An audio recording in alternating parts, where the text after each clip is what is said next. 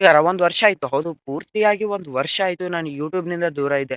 ಬಹಳ ಜನ ಕೇಳ್ತಿದ್ರು, "ಯಾಕ್ ಬ್ರೋ ಯೂಟ್ಯೂಬ್ ಬಿಟ್ಟಿದೀಯಾ? ಯಾಕ್ ಬ್ರೋ ಯೂಟ್ಯೂಬ್ ಮಾಡ್ತಾ ಇಲ್ಲ?" ಅಂತ ಹೇಳ್ಬಿಟ್ಟು. ಸೊ, ನಾನು ಈ ಒಂದು ವಿಡಿಯೋದಲ್ಲಿ ಕೊಡ್ತಕ್ಕಂಥದ್ದು ಯಾವುದೇ ತರಹದ ಟೆಕ್ ಅಪ್ಡೇಟ್‌ಗಳ ಬಗ್ಗೆ ಕೂಡ ಅಲ್ಲ, ಮತ್ತು ವ್ಯೂಸ್ ಜಾಸ್ತಿ ಮಾಡೋ ಟ್ರಿಕ್ ಬಗ್ಗೆ ಕೂಡ ಅಲ್ಲ. ಇದು ನನ್ನ ಜೀವನದಲ್ಲಿ ಯೂಟ್ಯೂಬ್‌ನಿಂದ ಆದಂತಹ ಕೆಲವೊಂದಿಷ್ಟು ಪೆಟ್ಟುಗಳ ಬಗ್ಗೆ ನಿಮ್ಮ ಮುಂದೆ ಎಕ್ಸ್‌ಪ್ಲೇನ್ ಮಾಡಕ್ ಬಯಸ್ತಾ ಇದ್ದೀನಿ.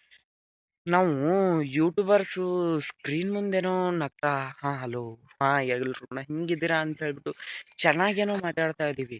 ಆದ್ರೆ ಸ್ಕ್ರೀನ್ ಹಿಂದೆ ಏನಿರುತ್ತೆ ಅಂತ ಯಾರೂ ಕೂಡ ಗೊತ್ತಿರೋದಿಲ್ಲ. ಕಂಟೆಂಟ್ ಮಾಡೋ ಮರಿತೀವಿ, ನಿದ್ದೆನೂ ಕೂಡ ಮರಿತೀವಿ. ರಾತ್ರಿ ಪೂರ್ತಿ ಎಡಿಟಿಂಗ್ ಮಾಡೋವಾಗ ನಾನು ಮಾಡ್ತಿರೋ ಸರಿ ಇದೆಯಾ ಅನ್ನೋ ಪ್ರಶ್ನೆ ನಮಗೆ ಎಷ್ಟು ಕಾಡ್ತು ಅಂತಂದ್ರೆ ನನಗೆ. ಸೊ, ತುಂಬ ಯೂಟ್ಯೂಬ್ ನನ್ನನ್ನು ಎತ್ತರಕ್ಕೆ ಕರ್ಕೊಂಡು ಹೋಗುತ್ತಾ? ಇಂಥ ಕ್ವಶನ್ಗಳು ತುಂಬ ತುಂಬ ಬರ್ತಾಯಿತ್ತು.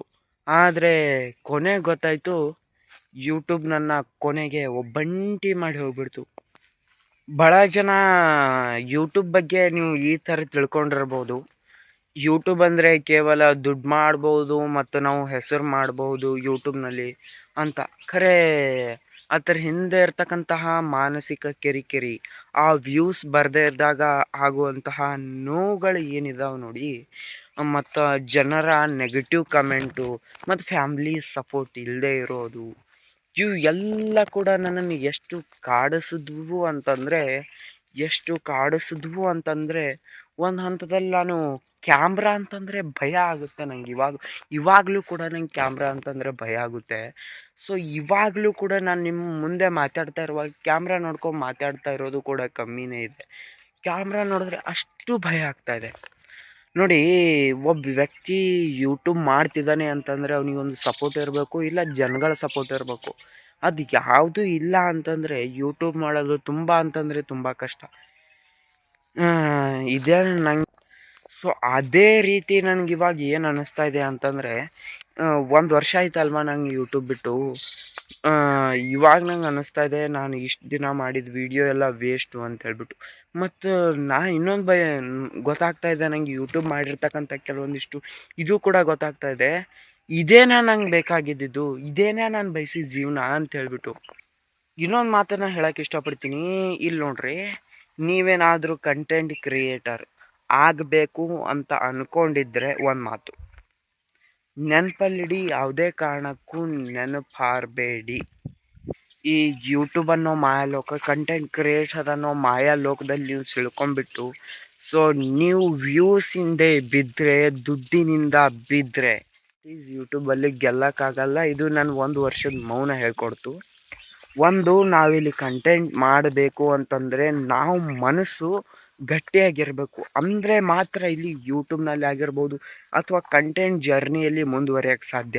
ಸೊ, ನನಗಿವಾಗ ಅನ್ನಿಸ್ತಾ ಇದೆ, ನಾನು ಸೋತಿದ್ದು ಯೂಟ್ಯೂಬ್ನಲ್ಲ, ನಾನು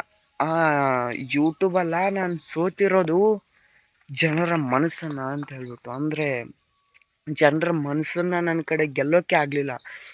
ಏನಿಲ್ಲ ಅಂತಂದ್ರು 5ರಿಂದ 6 ವರ್ಷ ಮಾಡಿದ್ದೆ. ಯೂಟ್ಯೂಬ್ ಜರ್ನಿ 1 ವರ್ಷ ಬಿಟ್ಟು ಬಂದಿದ್ದೀನಿ ಇವರು.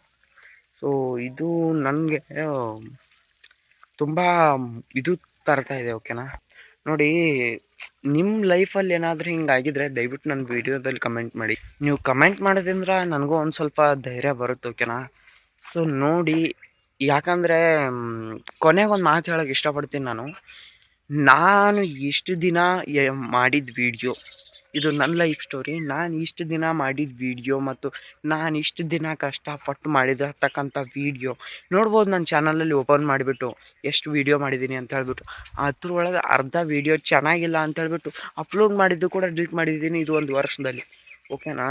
ನಾನು ಇಷ್ಟು ದಿನ ಎಡಿಟ್ ಮಾಡಿರ್ತಕ್ಕಂಥ ವೀಡಿಯೋಸು ಮತ್ತು ನಮ್ಮ ಮನೆಯಲ್ಲಿ ಕೊಟ್ಟು ಎಡಿಟ್ ಮಾಡಿರ್ತಕ್ಕಂಥದ್ದು, ಮತ್ತು ಇಷ್ಟು ದಿನ ಊಟ ಬಿಟ್ಟು ಮತ್ತು ಇಷ್ಟು ದಿನ ನಿದ್ದೆ ಬಿಟ್ಟು ಎಡಿಟಿಂಗ್ಗೋಸ್ಕರ ಟೈಮ್ನ ಸ್ಪೆಂಡ್ ಮಾಡಿರ್ತಕ್ಕಂಥದ್ದು, ಮತ್ತು ಇಷ್ಟು ಟೈಮನ್ನು ವೇಸ್ಟ್ ಮಾಡಿಬಿಟ್ಟು ವೀಡಿಯೋನ ಮಾಡಿರ್ತಕ್ಕಂಥದ್ದು ಅಥವಾ ಇವಾಗ ಮಾಡ್ತಾ ಇರುವಂಥದ್ದು ಕೂಡ ಪ್ರತಿಯೊಂದು ಕೂಡ ವೇಸ್ಟ್.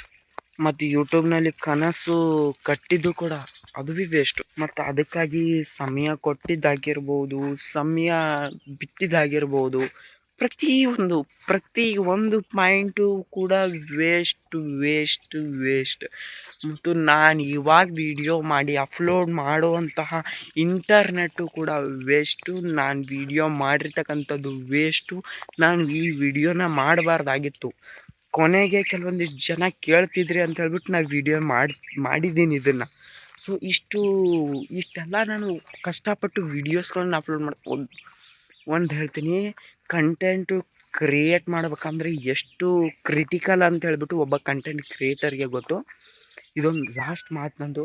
ಸೊ ನಾನು ಇಷ್ಟು ದಿನ ಮಾಡಿರ್ತಕ್ಕಂಥ ವೀಡಿಯೋನು ವೇಸ್ಟು, ಮತ್ತು ನಾನು ಈ ಸದ್ ವೀಡಿಯೋ ಮಾಡಿ ಬಿಟ್ಟಿದ್ದೀನಲ್ಲ ಯೂಟ್ಯೂಬ್, ಇದು ಕೂಡ ವೇಸ್ಟು. ಈ ವಿಡಿಯೋಗಂತೂ ವ್ಯೂಸ್ ಬರಲ್ಲ, ನಾನು ಪಕ್ಕ ಹೇಳ್ತೀನಿ, ನನಗಿದು ಕನ್ಫರ್ಮು. ನನಗೆ ಈ ವಿಡಿಯೋ ವ್ಯೂಸ್ ಬಂದರೂ ಬಿಟ್ಟರು ನನಗೇನು ಫರಕ್ ಬೀಳಲ್ಲ ಅಂತಲ್ಲ, ಬೀಳುತ್ತೆ. ಇಷ್ಟು ದಿನ ವಿಡಿಯೋ ಮಾಡಿದ್ದೀನಿ. ಇದು ವಿಡಿಯೋ ಒಂದು ಲಾಸ್ಟ್ ಆ್ಯಂಡ್ ಬೆಸ್ಟಾಗಿ ಒಂದು ವಿಡಿಯೋ ಮಾಡ್ತಿದ್ದೀನಿ. ಮತ್ತೊಮ್ಮೆ ನಾನು ಈ ಒಂದು ಯೂಟ್ಯೂಬ್ ಬರಬೇಕು ಅಂತಂದರೆ, ಸೊ ಅದು ನೆನೆಸ್ಕೊಂಡ್ರೆ ನಂಗೆ ಭಯ ಆಗ್ತಾಯಿದೆ. ಸೊ ಓಕೆನಾ, ಲಾಸ್ಟ್ ವಿಡಿಯೋ ನಾನು ಇದನ್ನು ಮಾಡಬಾರ್ದಾಗಿತ್ತು, ಮಾಡಿದ್ದೀನಿ. ಇನ್ನೊಮ್ಮೆ ಈ ಒಂದು ವಿಡಿಯೋ ಮಾಡೋದಿಲ್ಲ, ಯೂಟ್ಯೂಬ್ನ ಮರ್ತೋಗ್ಬಿಡ್ತೀನಿ ಅಂತ ಹೇಳ್ತಾ, ವಿಡಿಯೋ ಮಾಡಬಾರ್ದಾಗಿತ್ತು. ಇನ್ನು ಎಡಿಟ್ ಮಾಡಿದ್ದು ತಪ್ಪು, ಎಲ್ಲ ಪ್ರತಿಯೊಂದು ಈ ಒಂದು ಕಂಟೆಂಟ್ ಜನರಿಗೂ ತಪ್ಪು, ನಾನು ಮಾಡಬಾರ್ದಾಗಿತ್ತು.